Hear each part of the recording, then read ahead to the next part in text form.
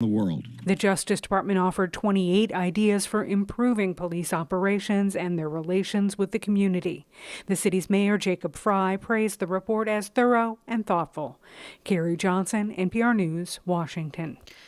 A 50-year-old man's been convicted of the Pittsburgh synagogue mass shooting, one of the deadliest anti-Semitic attacks in U.S. history.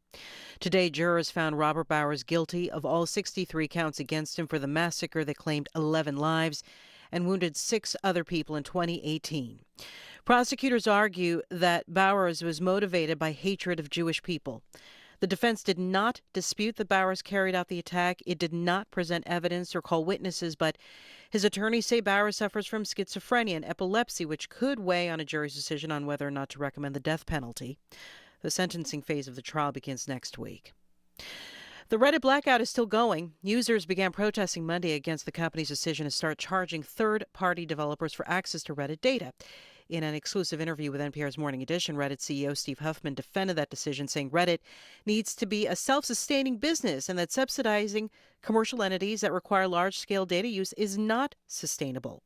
Roughly 50% of the biggest subreddits reportedly are still dark. A storm system moved across the southern U.S. last night, generating tornadoes, powerful winds, and large hail. At least 4 people in Texas and Florida died. Grayson Wheeler of member station KOSU reports more severe storms were forecast today. A tornado swept through Perryton, a town of about 8,000 in the Texas Panhandle, flattening buildings. Texas deployed state emergency responders to search for trapped residents and restore Perryton's water and wastewater services. In southwest Oklahoma, hail as big as softballs pelted buildings and cars. The storm downed power lines and left tens of thousands without power. Wind speeds of 80 miles per hour were recorded as the storm system swept through. The National Weather Service says there's a chance of more large hail and damaging storms across the Central Plains and southeastern U.S. tonight. Grayson Wheeler reporting. You're listening to NPR News. UN Secretary General. I'm Lisa Labas with WBEZ News. The daughter of a West Suburban Oak Park woman whose body was found stuffed inside a suitcase at a resort in Indonesia has pleaded guilty to federal charges. She helped kill her mother in Bali 9 years ago. Heather Mack was convicted in Indonesia in 2015 of being an accessory to Sheila Van Weesmack's murder with her boyfriend in a bid to gain access to a trust fund. The U.S. Senate has confirmed Nusrat Chaudhry as the first Muslim female federal judge in American history. Most recently, Chaudhry worked as legal director of the ACLU of Illinois. In a tweet, the ACLU says Chaudhry will be an asset to our nation's legal system. Her appointment to a federal court in New York was confirmed yesterday by a 50-49 vote. The U.S. Sail Grand Prix sets sail today at Navy Pier. The international sailing competition is today and tomorrow. Teams competing in 6 races before tomorrow's final race. Andy Thompson is managing director of Sail GP and says athletes have to adapt to racing on fresh water when they're here in Chicago. Fresh water is less dense than salt water, and so these boats are foiling through the water, doing more than 60 miles per hour and stuff. So it's going to be a fast weekend's race, and the wind is looking. Team Australia won the Chicago Grand Prix last year. The pressure is on the hometown favorites, the U.S., after a disappointing performance last year. 12:05. This is WBEZ News. Support for NPR comes from NPR stations. Other contributors include Fisher Investments. As a fiduciary, Fisher Investments is obligated to act in their client's best interest. Learn more at FisherInvestments.com. Investments in securities involve the risk of loss.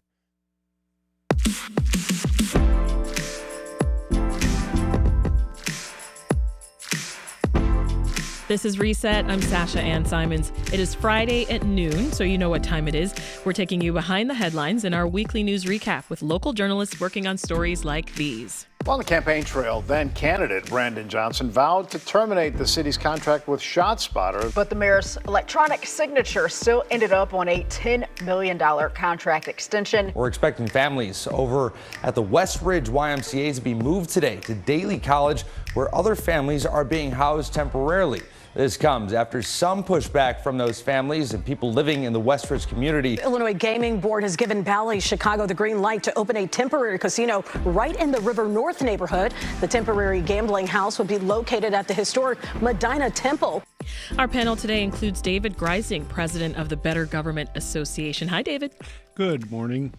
Brandis Friedman, co-anchor and correspondent of WTTW's Chicago Tonight. Welcome back, Brandis. Hey, thank you. Good to see you. And Natalie Moore is here, editor of WBEZ's Race, Class, and Communities desk. Hey, Natalie. Hey, Sasha. Let's give a special shout out to the folks who are watching us break down the week's news right now on WBEZ's Facebook and YouTube pages. We'll start with the big casino news because why not? The Illinois Gaming Board unanimously approved Bally's temporary casino at Medina Temple in downtown Chicago on Wabash. Now, this is setting the stage for Chicago's first casino this summer. Right, Brandis? It is.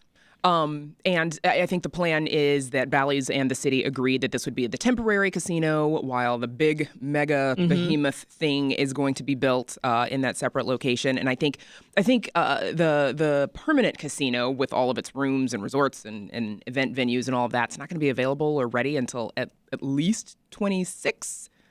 If I'm remembering that correctly, yeah. So it's a while off. Yeah, so the temporary one is going to go in River North at the Medina Temple. And I mean, David, this has taken years and efforts by several mayors to even get to this point. What's been the holdup? Why has it taken the city this long to get a casino? Well, there was for a long time resistance to a downtown casino. And on top of that, there wasn't as strong a perceived need of the financial need for one. The 26 number is one thing. The real question is, when will we see a financial payoff from this? And the city's projection of $246 million in tax revenue won't come good until about 2032 if things go as well as everybody expects or hopes, I should say. And so we've switched from wariness about gambling. It's a lot like cannabis. Wariness about cannabis, wariness about gambling to gosh, bring it on because we need the money to solve our budget and pension problems. Natalie, the Medina Temple is going to serve as the temporary location, as we mentioned. Do you think it's a good one for a casino? It's empty. It's available. It's available. I believe that they want a temporary casino so they can start getting some of that revenue, so they don't have to wait as long as 2026. I want that casino money. Yeah. I'm old enough. I remember going to the circus at Wasn't the Bozo Medina the clown Temple. at there? No, that was at WGN Right. Studios. But they used to have a visiting circus once in a while. That facility can be a good venue for the use that they're talking about. So it could work, and they just, again, they want to get the money going. They can't wait a few more years to start the gambling. I love the juxtaposition of going from a temple to a casino as well, from the name Medina Temple to a casino. I know. Yeah. And it also, I think, speaks to where Chicago is as far as a casino. I used to be a reporter in Detroit 20 years ago, and the casinos had been there for a few years, and there were 3 of them. And it was seen as, we have to have this. And those 3 casinos were generating, 20 years ago, about $100 million a year. Wow. And that was seen as, well, just given the economic climate of Detroit, that if you don't have these casinos, what do you have? Yeah. And so a city like Chicago and other cities have felt that they didn't need, or at least the public perception also. But now we're in a place that, it's taken decades, I think, for public sentiment, for the financial realities to come in and pensions. Another interesting, I'm glad you mentioned Detroit, because there's a lot of concern about the impact a casino has in sort of this civic life. And I think the casinos they've not ruined Detroit. They're sort of a benefit. One of the problems with casinos is that the people go in and they just don't come out. They go in, they gamble, et cetera. It's not the sort of thing like a sports venue that creates, say, a bar district around it, like at Wrigley Field. I see. It really, the economic value is created within the walls of that complex. And not necessarily leaving and spending anywhere else. Yeah, it's all staying inside. I think the other concern is, are there too many casinos? Like, what is that going? I mean, people go to Northwest Indiana, and those casinos have concerts, and then you go a little bit farther, and you're in Four Winds, Michigan. You can go to Riverboats. But those aren't Illinois. Right, but I'm just saying the proximity. Right. So the other issue has been, does Chicago need a casino? Is it just going to take money from other casinos that are drivable? Right. Yeah. Or is it creating more opportunity, or will it close those casinos? And what will those communities, not close, but will it diminish? So I think the larger question is, how many casinos is too many? And also economic development. There was, the city looked at, say, the old Michael Reese spot. Mm-hmm. Mayor Lightfoot tried to explore other options, ended up kind of giving up and going to this downtown casino because all of the studies show that a lot of your money is made from convention visitors and others. True. And so it was a competing interest of looking for equitable economic development and instead giving up and saying, okay, let's just put it downtown. Well, sticking with this gaming world, Chicago businessman James Weiss was found guilty of bribing 2 state legislators to pass a bill that would help his sweepstakes gaming company. So, Brandis, this is the second verdict in less than 2 months at the Dirksen Federal Courthouse on, of course, separate bribery schemes at the Illinois Capitol. Yeah, and this one is, I think, a lot of the political watchers and political reporters in town are just kind of fascinated by this one because James Weiss is also the son-in-law of Joe Barrios. Remind me what his position was when he was assessor. Former Cook County assessor. Thank you. And so it involves a couple of state legislators as well. One of whom wore a wire. Apparently, there's a ghost woman that Weiss reportedly said that, yeah, I had a phone conversation with her, and apparently she didn't actually exist. And so, yeah, so this one has been kind of fascinating. I think there were some tapes that were played in court. But yeah, it was a fairly short trial, I guess, only about a week long. And he was found guilty on 7 counts of bribery, wire fraud, mail fraud, and making false statements. Does this sum up Springfield politics to you, Natalie? His attorney said this in his closing remarks to the jury. He said, quote, "This is a dirty place where the rules seem to be gray, where a contribution can be considered a bribe, a contribution." End quote. Not to go back to my Detroit days, but I remember someone saying, there's a fine line between quid pro quo and corruption. And we've had quite the corruption season. Corruption season. In Illinois. Isn't it always corruption season in Illinois? It is. It's. Between this and then the ComEd, you open up the papers. It's like, I've been here here's 2 another years and I've seen a lot, so I can imagine the rest of you. Yeah. So I think that quote does summarize to an extent the place that we live in. What do you think, David? Just Springfield politics doing its thing? The most interesting bit of testimony in the trial that I've learned was Terry Link, the former state senator, who was wearing the wire for the feds, and they coached him to kind of walk up to the line without entrapping Weiss. And he just asked the simple question, "What's in it for me?" And basically the envelope full of cash came out. And so that's where the fine line is drawn. When somebody says, "What's in it for me?" and somebody hands you a $2,500 per month consulting agreement. Yeah. And so it's the evidence seemed pretty clear, and the interviews that have been done with some of the jurors, they were not mystified by this at all. They felt this clearly was corruption. This is Reset. I'm Sasha-Ann Simons, and we're going behind the headlines in the weekly news recap with David Greising of the Better Government Association, Brandis Friedman with WTTW, and WBEZ's Natalie Moore. A reminder, you can now watch us break down the news on WBEZ's Facebook and YouTube pages. You can also leave us a comment or question on any of those platforms, or talk to us in the YouTube chat box, and we'll share those thoughts on air. All right, over to the Johnson administration, shall we? Chicago Mayor Brandon Johnson approved more than $10 million to extend the city's contract with ShotSpotter.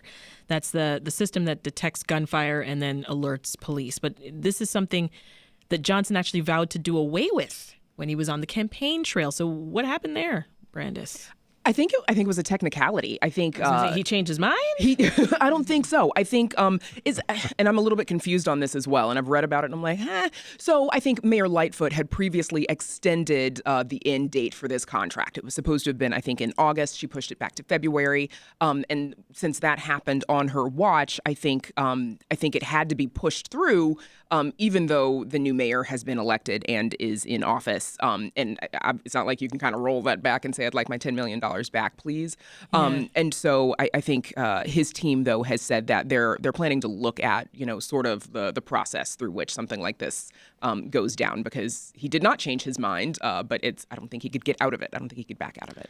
Well, especially when the auto pen took over. That's the most mystifying part of this whole thing, is that a $10 million contract was signed by a machine without anybody in the mayor's office apparently being aware of it. And they've been, Jason Lee, his senior policy advisor, has been very upfront and saying, hey, wait, this is a problem. We're going to fix that.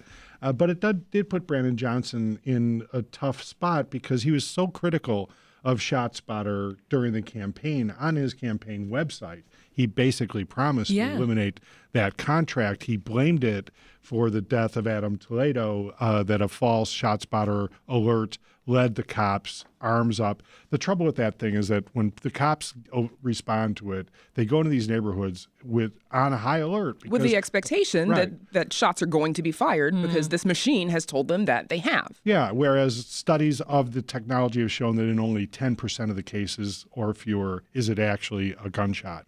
And so that's why Johnson was such a critic of it. And now his staff is saying, well, he's open-minded to a further extension of the contract. Yeah, this technology sure has a bad rep in Chicago. Well, it does in Chicago, and also cities nationwide are starting to cancel. Atlanta, New Orleans, about a dozen or so cities. Illinois Answers Project, our newsroom, looked into this, and the bloom is off the rose on ShotSpotter. Yeah. Well, and ShotSpotter, which has changed its name to Sound Thinking, it's a private company, right? So they haven't been, very sharing about their information. Any of this research and data, people, organizations have had to do it on their own. I think, a couple of state agencies or city agencies have looked into it as well and found that, like you said, like not a lot of the alerts that come from ShotSpotter actually lead to an actionable a crime or actual gunfire that's been fired. And the machine is the technology is supposed to be able to decipher between like a car backfiring. But, 4th of July is coming up. And communities, of course, a lot of them have argued that that this is just another example of those neighborhoods being over-policed. And this time, it's by some technology. On now to John Catanzara, who's president of Chicago's Fraternal Order of Police. He's asking for his union to get the same 12 weeks of paid parental leave that Mayor Johnson gave Chicago public school teachers last week. Let's listen to a little bit of a video that he posted on Friday. Yesterday, the teachers were granted parental leave without bargaining. We certainly expect the same considerations for our membership. The call was placed to Mayor Johnson's team. The conversation was had, and our position was well stated, and we look forward for a response very quickly here from Mayor Johnson's administration about what they're going to do with Lodge 7 members and the parental leave. I'll use this moment to read a comment from one of our friends on YouTube. JP Paula says, well, that demand sounds fair, but I'm wondering if the union will use it as an excuse to give Johnson a hard time, as they backed Vallis and the CTU gave Lightfoot a hard time. Thoughts there, Brandis? And what kind of situation does this put our mayor in? Well, at first it sounds fair, right? Like, oh, okay, why not, right? Why wouldn't you? But I guess at the same time, I'm not sure that you can necessarily look at the police contract and the teacher's contract and say whatever one gets, the other should get as well, right? And I'd have to be a lot more clear on some of the unique, clauses and bits of each contract before I could say, oh, well, they should probably get the same thing too. The nature of their jobs are also very different. Yeah. You've got a lot more women in the teachers union than you do women in the men's union. I mean, the police union, not the men's union. Men, you guys should unionize. There are not women in the men's union. Because it says men's union, clearly. Right there in the title, Brandis. So I think it's a lot more complicated than just whatever one gets, the other one should get too. They're not twins. But it does kind of raise the question, though, knowing our current mayor's history with the teachers union, and we have seen so much more, unity between the mayor's office and the teachers union and CPS than I can recall seeing in the last 8 to 10 years ever. It does make me kind of think, well, what else is the teachers union going to get, right? Like contract negotiations should be coming up. I think their contract, they've got to start this summer or the fall, because I think the contract is up next summer. So I'm really curious about how that's going to go. And certainly curious, it does put the mayor in a tough position, right? Because you've got Catanzaro calling for this. Yeah. And if he has to come back and say, hard no, or whatever, or we do have to bargain over it when I didn't have to bargain with the teachers union. I'm kind of curious about how that's going to go down and how it's going to impact his relationship Might with not look good. the Yeah. police union. And I want to be clear, Chicago police officers, they already have a generous sick pay policy. It allows them to take up to 365 days off every 2 years. So, I mean, how much of this do you think is political theater then? Oh, Natalie? it absolutely is. I mean, for someone to say, hey, parental leave, like, we don't have that great in this country. And the city has a policy, and now a CPS has this. So I think to the average Chicagoan, it sounds like, oh, well, what about police? But it is bigger than that, like Brandis said. It is. When yeah. I read that they get 365 days of sick leave, I was like, oh, wait. That's pretty okay. sweet. So it's not apples to apples. It's not at all. However, I do think that the mayor put himself in a position to be questioned because it is seen as a gift, even if it is good policy. I mean, I think we should have 6 months paid leave. 3 months. How much do you get in Canada? A year. Right. 3 months is 12 weeks is not a lot of time with at all a new baby. With a new human being. Started. Yeah, I mean, we're gonna detour we can spend all day talking about that. That's what this hour is going to be and about. Why now. my maternity leave was better than yours. Right. On the next reset, David's sitting this one out. But I do want to say one thing is that Mayor Johnson sort of painted himself into a box because he defended the CTU concession by saying basically this is a moral issue that parents need this leave. It would be horrible to sit down and negotiate it. It's so obvious that it's needed. So, how do you then turn around and tell the police that the same kind of high concept moral values don't apply to them? It's going to be difficult for him. Or any other union, for that matter. Right. Yeah. And one interesting thing, though, is that we are seeing Catanzaro actually went out of his way to say decent things about Mayor Johnson. And it's very interesting because FOP, of course, backed his opponent in the election, Paul Vallis, who incidentally has gone to work for the Illinois Policy Institute, the very conservative organization. So it's there are some olive branches being thrown out and here. I have to say that it's good for the city overall to see this. And I saw today that the head of the Chicagoland Chamber of Commerce is like, oh, Brandon Johnson, this is great. And not to go back to the election, but there's just a part of me that thinks that men are given more grace than women. And all this new honeymoon, Brandon Johnson, they diametrically oppose so much of what he stands for. The $800 million, scaling, he may not be using defund police, but diverting or whatever term you want to use, all these things that are, much more to the left than the FOP or the chamber. And it's like, Brandon Johnson, he's really great. trying. He's great. I'm like, he's okay. Now, gender may be an issue. And of course, Mayor Lightfoot, on her way out, she said that gender bias was a big factor in her problems and this whole notion of her being impossible to get along with, she pointed to specifically and said that was a gender bias issue. That said, I think another factor, Natalie, maybe he's not as scary as they thought he was going to be. Yeah. He's backed off of some of his more progressive positions, and his posture is, hey, I'll talk to anybody and I'll figure out ultimately where I'm going. And so maybe it's just a matter of, they're breathing a little bit. He is an affable person. He, that preacher's son, the way he talks, he does connect with people. So, my comments aren't necessarily a diss on him, but just perceptions. And it's not that I don't think that he doesn't deserve grace, and it is new, but it's just very, John, I'm sorry. Catanzaro. I can't. We all. Everyone messes up. He is embarrassing. He is not known to be gracious to people, and to see him. I guess the other argument could be, Brandon Johnson is this genie who is entrancing all of his political. I'm going to go with that one. That's more likely. Before we move to another topic, I want to hear what Michael Marsh has to say here on YouTube. He's written, the cops should get the same deal the teachers got. The teachers used the equality argument to get their deal. The The same standard has to apply to the cops. We'll leave it there. Moving on to FEMA, the Federal Emergency Management Agency, sending more than $10.5 million to Chicago for shelter and support services. Now, this is coming as the city continues to struggle with finding housing and just basic services for thousands of migrants who we know have arrived here since last August. How much help does this funding bring to the city, though, Brandis?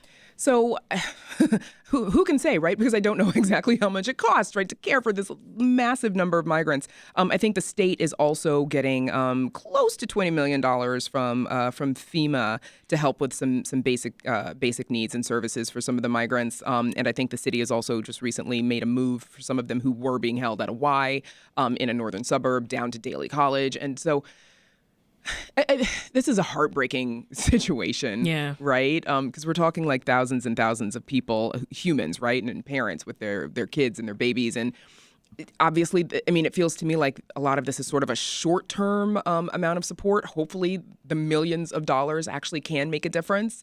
But then what, right?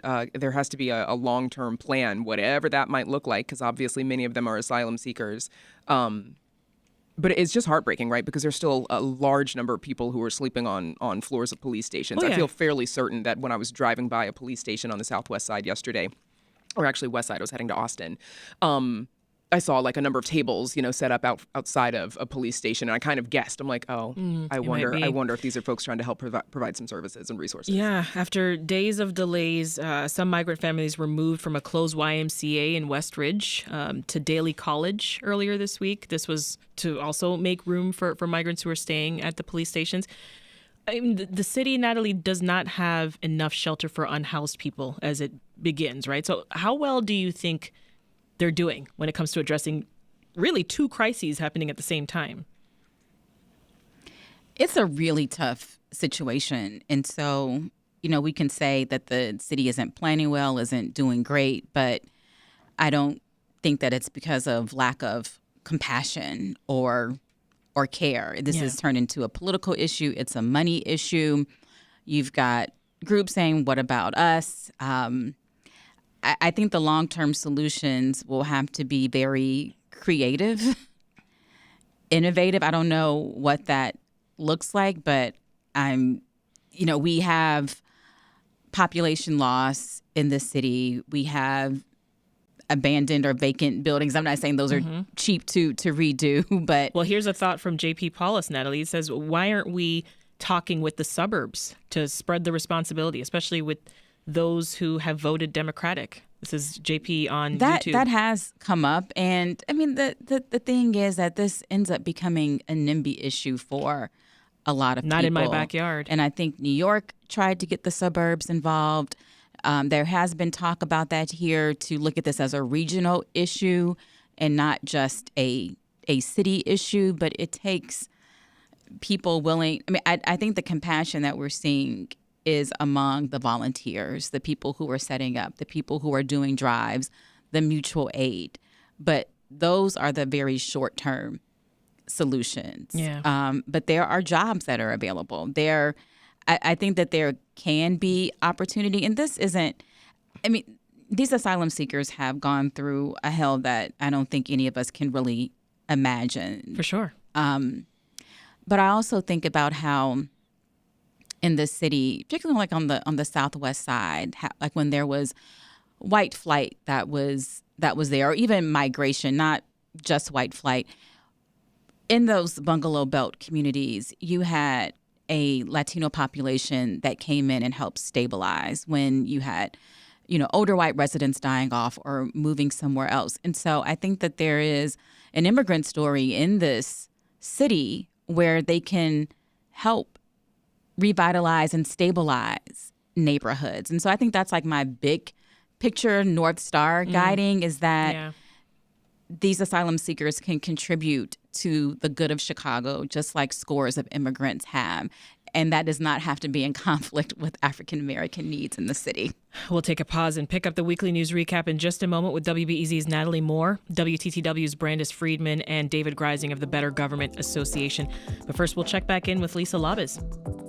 Hey, Sasha and everyone. Some new research suggesting testosterone replacement therapy is safe for men who have low T and who have cardiovascular disease or are at high risk for that. The study is published in the New England Journal of Medicine and finds heart attacks, strokes, and other major cardiac issues were no more common among people who used testosterone gel than people who used a placebo. Officials say a bronze sword made more than 3,000 years ago that is so well preserved it almost still shines has been unearthed in southern Germany. A Bavarian state office says the sword is believed to date back to the 14th century BC, so the middle of the Bronze Age. It has a solid octagonal hilt. It comes from a grave in which 3 people, a man, a woman, and a boy, were buried. Michael Jordan is finalizing a deal to sell the majority share of the Charlotte Hornets. This move will end Jordan's 13-year run overseeing that organization. Jordan is selling to a group led by Gabe Plotkin and Rick Schnall. The Hornets say Plotkin has been a minority stakeholder since 2019. You're listening to WBEZ. Jason Isbell and the 400 Units' new album is all about accepting, maybe even embracing, the uncertainty and complications of life. I've always been the type of person who thought if there's a problem, I need to solve it. And sometimes your job is just to listen. I'm Scott Detrow. Hear my conversation with Isbell on All Things Considered from NPR News. This afternoon from 3 to 7. Okay, so Dad, so you have the script. I have the script. From WBEZ Chicago, it's This American Life, the Father's Day edition. I'm Ira Glass. This week on our program for Father's Day, I co-host with my own dad, who has his own opinions about the program. That's a pretty long piece. Too long, do you think? Yeah, I think it's too long. Family togetherness this week on This American Life.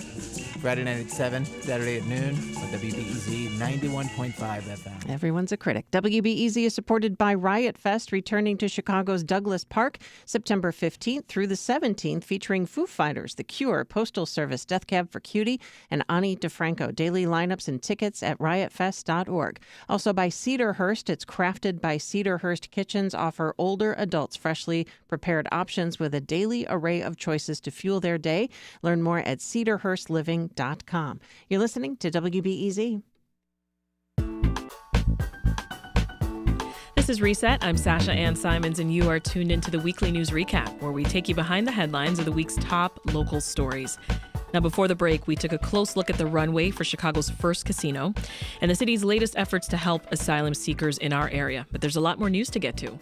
The Republican primary is shaping up in the 2024 race for president, but GOP voters in southern Illinois could have another big decision on their ballot next year. Republican Darren Bailey is considering a run against Republican Congressman Mike Boss. The number of abortion patients seeking care in Illinois is trending up since the end of Roe v. Wade almost a year ago. Planned Parenthood of Illinois says they have seen a more than 50% growth in the number of abortion patients. The battle over what books should be in public schools and libraries may be over, at least in the state of Illinois, because the state is the first to ban banning books.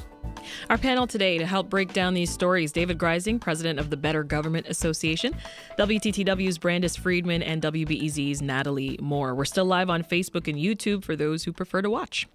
All right, jumping back in, David, this week Illinois became the first state to enact a ban on book bans. Tell us more. Yes, the book ban is quite interesting. It happens against the context of an uproar nationwide over one book in particular, Gender Queer, which is has been called pornographic in some places. 100 school districts nationwide in 30 different states have banned it. And also just a broader move in this kind of culture war period in our nation's history that we're dealing with. There have been 67 attempts in Illinois to ban books, according to the American Library Association. Yeah, just last year. Right. And so this bill, which was sponsored by Alexi Janulius, who probably was surprised to learn when he became Secretary of State that he also is Secretary of the Libraries in Illinois. And so he took the opportunity to put this ban in place and to basically block the state from putting any money in any library that would ban a book. Yeah. Well, David threw out some of the numbers there, Natalie, but let's think about this for a second. Last year, 67 attempts to ban books just in Illinois. Nationwide, more than 1,200 attempts, right? That's the highest number that the association, the American Library Association, has recorded since it began collecting this type of data more than 2 decades ago. What do you make of that? Yeah, so the American Library Association is based here in Chicago, Right. and they have a wonderful executive director. I know who's been on, Tracy Hall, who's Yes. really been this beacon nationally talking about book bannings. We've done some reporting here, too, about suburban libraries. We've seen library boards get politicized. Mm-hmm. And part of it is, most of these parents have not read any of these books. That's what comes out. That is true. I think that's true locally. It's true nationally. The word has just been spreading. Right. They see a title and there are these groups, and these tend to be white parents who have a perception of America that they think is upended if there is a book about race or, giving a robust history or, and not just this, George Washington was great sort of thing. So, but they're not reading, and they're all, and book bans have been around for a long time. I mean, Judy Blume is one of the most well-known. Yes. I've read Judy Blume.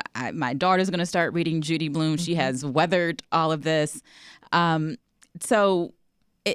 This isn't new. It's not new. It is ramped up, and I think that there are, different issues around race and gender and sexual identity that are popping up. But Illinois, and then we're going to talk about abortion, but Illinois is seen as a Midwestern abortion haven, and it is now a book haven too, because the states surrounding Illinois, they're using terms like defund the library, and there's this.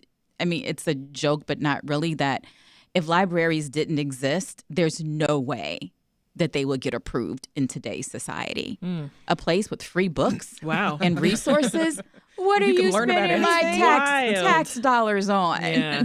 Well, let's go there and shift gears, Brandis. We're coming up on the 1-year anniversary of the reversal of Roe v. Wade, right? In the last year, patients seeking both medication and procedure abortions, it actually rose 54%. And those who are needing financial and travel help, that more than doubled, that number. So this is according to new data from Planned Parenthood of Illinois. What do you think these trends tell us about the effect that Dobbs' decision is having on this region? That it's clearly having an effect, right? And, as Natalie just said, if Illinois has become sort of an abortion haven, that it is obvious that folks from surrounding states where abortion has been ruled out or outlawed since the Dobbs decision a year ago, that those folks are still, that they're, for those who can make it, right, that they are coming to Illinois for it. Because I think Planned Parenthood of Illinois also says that, before the Dobbs decision, only about 7% of patients who came to Illinois for an abortion came from out of state. Now it's up to 25%. And they're also saying that the Dobbs decision is forcing folks to delay care, right? Because if you are in need of an abortion and you cannot get one in your home state, it's probably going to take you a little bit longer to figure out where you can go, because you can't go somewhere closer anymore, how you're going to get there, how much it's going to cost, how you're going to get all that money. It takes a few minutes to pull all of those resources together, if you can, before you can make it to a neighboring state to get the abortion that you're in need of. So I think the point that Planned Parenthood of Illinois is making is that it is clearly having an impact.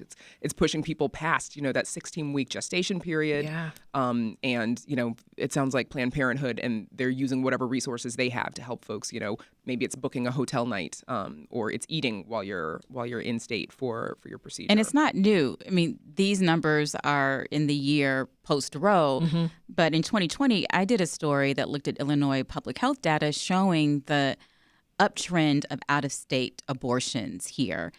And even if abortion wasn't outlawed, the restrictions were so severe. The Chicago Abortion Fund people were already coming here. Yeah, Chicago Abortion Fund does the work that Brandis is talking about. Gives people money, lodging if they need it.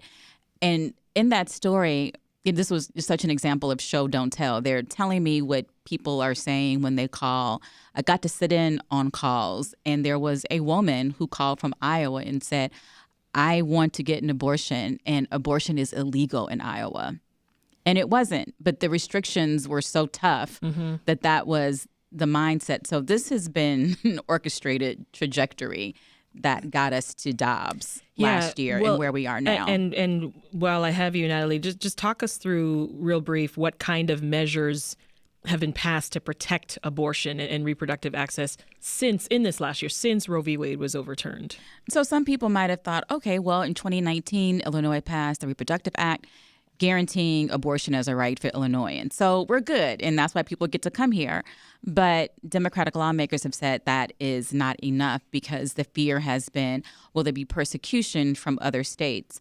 So some of the laws that have passed include protecting out-of-state patients, protecting out-of-state providers.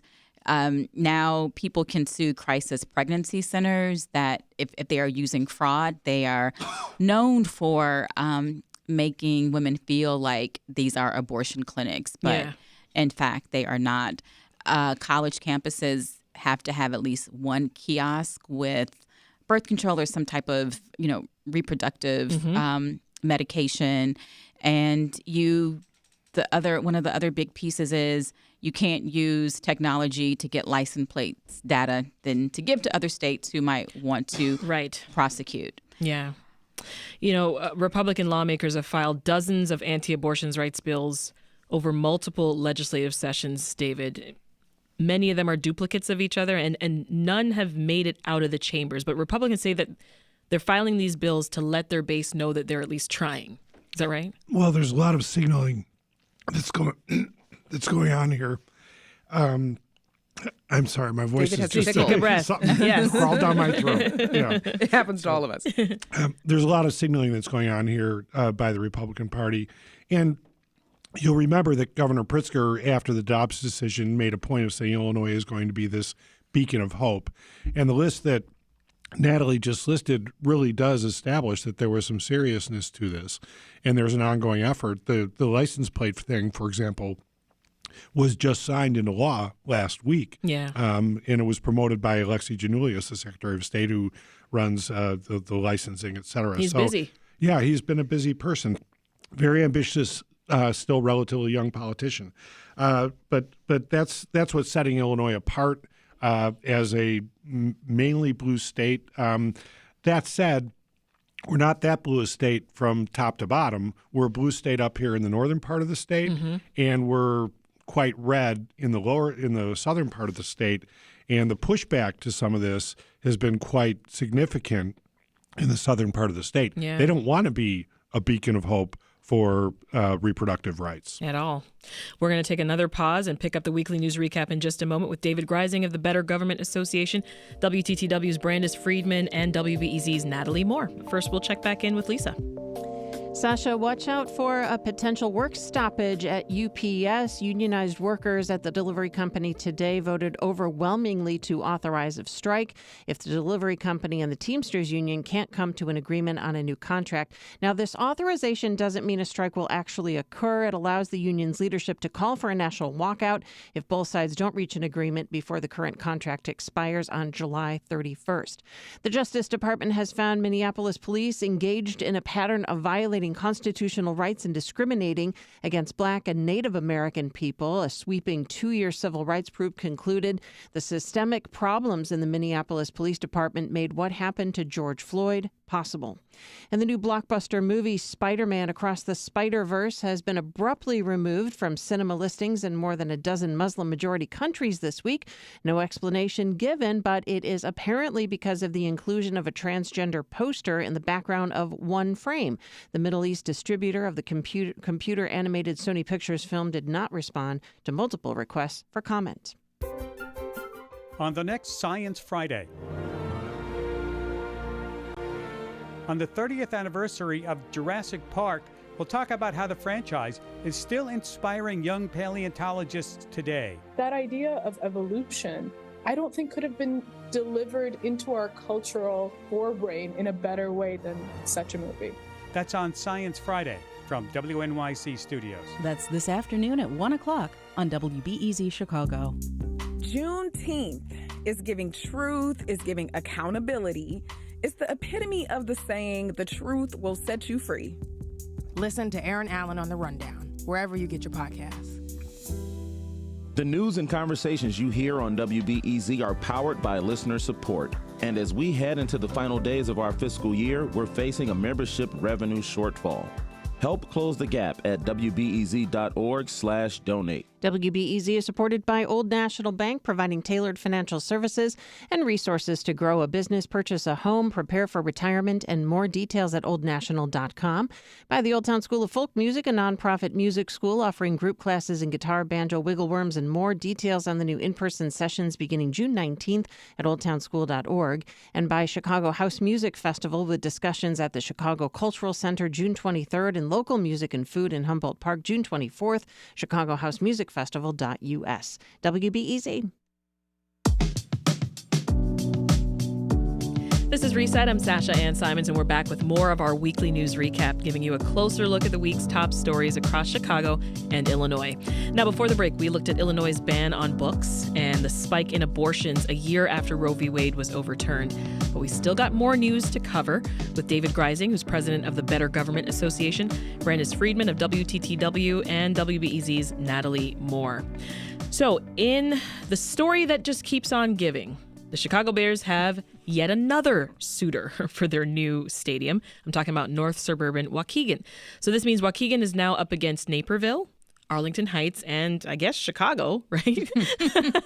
If they're still in the running. Chicagoans hope. How big of a shot does Waukegan have, Brandis? Honestly, I mean, I think everybody, I don't want to say everybody's necessarily a long shot, but I don't really know what the Bears are going to do, right? Like, they made it look and sound like, all right, everybody pull up stakes. We're going to Arlington Heights. Yeah. It's happening. We bought this racetrack. We're demolishing it. And then they learn about the taxes and they're like, oh, well, that's going to be a problem. So it's not our singular focus anymore. What else can we do? And so Naperville's like, ooh, pick me. And Waukegan's like, ooh, pick me. Yeah. And, last night, Paris Schutz ran a package on some other potential possibilities in Chicago. Full disclosure, he's a big Bears fan, and I think he's got season tickets.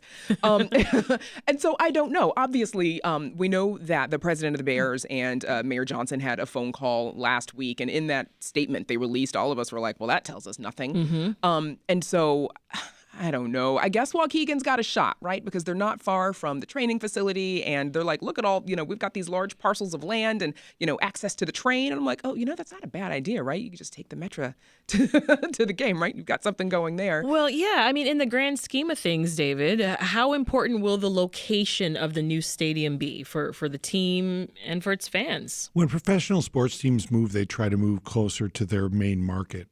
And so what's their main market?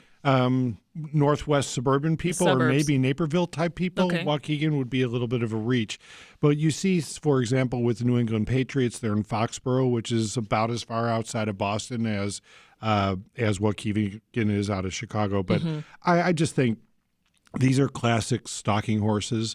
The Bears have made such a major investment out in Arlington Heights and are moving forward with demolition, as Brandis noted. So to me, it's either they somehow figure out a way to stay in Chicago, which they have not wanted to do basically since they signed the Soldier Field lease, or in my mind, I think the smart money would be on them still winding up in Arlington Heights. It'll be interesting. I think that taxpayers are a lot more savvy than they would have been maybe 20 years ago on these issues. So, this would not play well to give a sweetheart deal to the Bears in Chicago to say, oh, tax break, here you can have all this stuff. And suburbanites are like, wait, hold up. We don't want all this traffic and trouble. Or just the tax, your leadership, the Arlington Heights leadership may be saying one thing, but the people are worried about the price tag too. And we went through a period in this country where taxpayers were funding large stadiums as infrastructure was crumbling around them. And so I think that there are tougher questions now that are being asked, and that elected officials just can't give away all these breaks for $1 billion franchise. So you're not going out to Waukegan to see the Bears? You know play? what? Let the Bears Is that go. What you're saying? I mean, it's I love Chicago, but let them go and see what suburb wants to pick that up for them. That has to be the attitude of the civic leaders in these various communities. It can't be lay out the welcome mat and give away the tax base. It has to be a business deal, just like any other business deal. We're seeing this up in Evanston with the Ryan Northwestern Field. wanting to expand the football stadium or actually make it smaller but have events. And the same thing, it's like these are business deals. Don't get sucked into any of the, oh gosh, it would be nice to have the Bears in town. So this week, NASCAR reps and city officials, they held a joint press meeting. You're making a face, Brandis. I said NASCAR and you're triggered. So they held NASCAR is triggering. It's triggering. So they held a joint press meeting. It was an update on the street race and music festival that we are all excited about next month, right? Right? Yeah. Parking restrictions and street closures have already taken effect, but the biggest interruptions we know are the ones that are scheduled to begin later in June. So what is your strategy around the table for avoiding traffic and congestion, and who's leaving the city? Me. Take the CTA. Take public transportation. It's a good idea. Yes. I mean, don't drive. Don't drive. Yeah. So I live in Evanston. I'm probably just going to stay in Evanston just because between, the closures that are happening on Lakeshore Drive and sort of that whole reroute, I think the museum campuses, like all the museums are doing something different. Some of them are abbreviating their hours. Some of them are closing entirely. And one of them's like, what NASCAR race? We'll be open. Don't worry. Come on over. I don't remember which is which and who's doing what. You can find it on our website.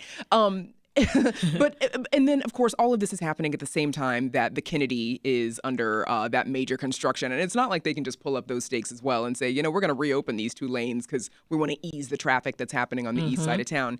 And so I think that is my biggest, sort of grudge against this is the wreck on traffic. And you can't really get through the city in any reasonable amount of time because of all those closures. Additionally, a lot of folks are complaining about the impact on the park, right? Because now, you can't access Grant Park for a good bit of the summer because it's going to be closed down for so many events. It'd be one thing if it were the Taste, right? And if it's something that all of us can go downtown for, but I have no interest in going downtown for NASCAR.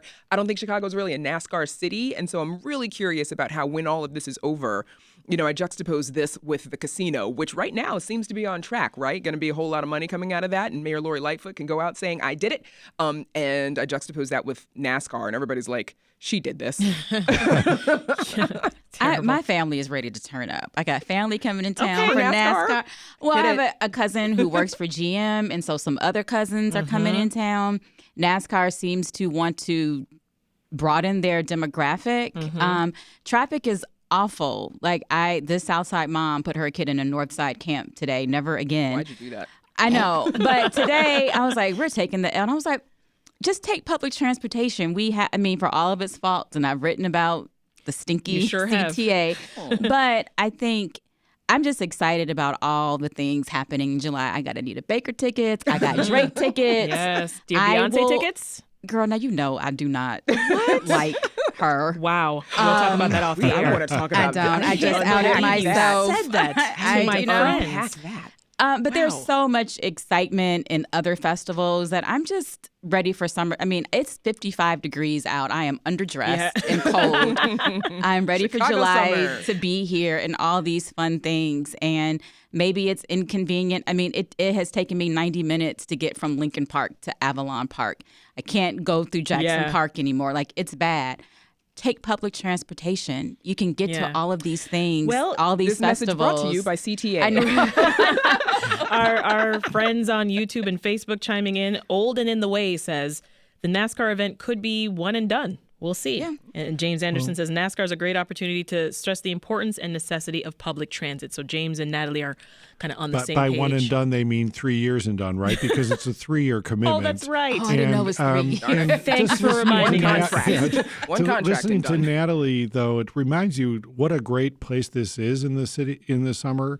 And why did we need a stock car race to showcase Chicago for the rest of the country? I think the whole premise of this contract was faulty.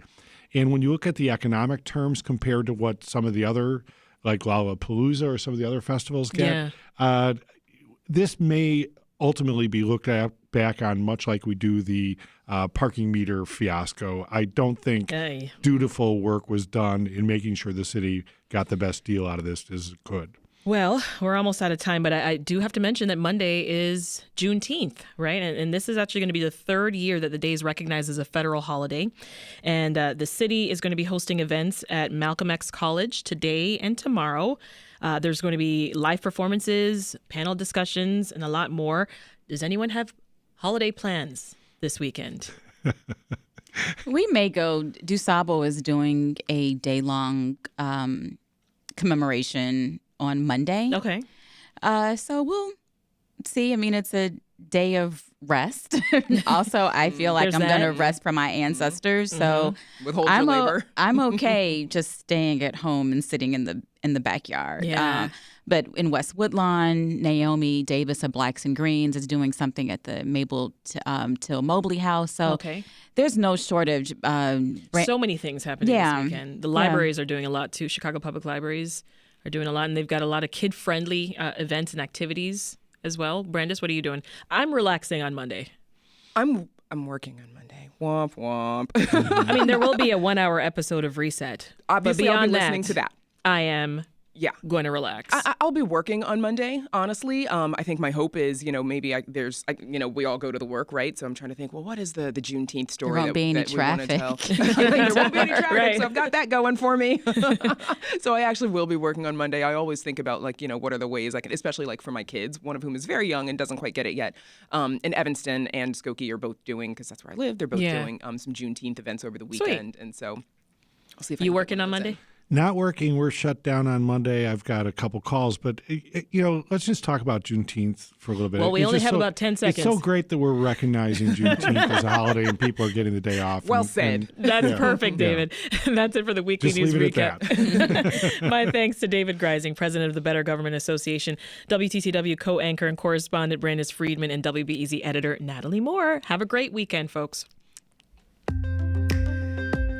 All right, that's it for Reset. The show's produced by Maha Ahmed, Stephanie Kim, Linnea Dominic, Brenda Ruiz, Micah Yasin, Claire Hyman, Michael Liptrot, Andrea Guthman, Andrew Merriweather, and Nadia Hernandez.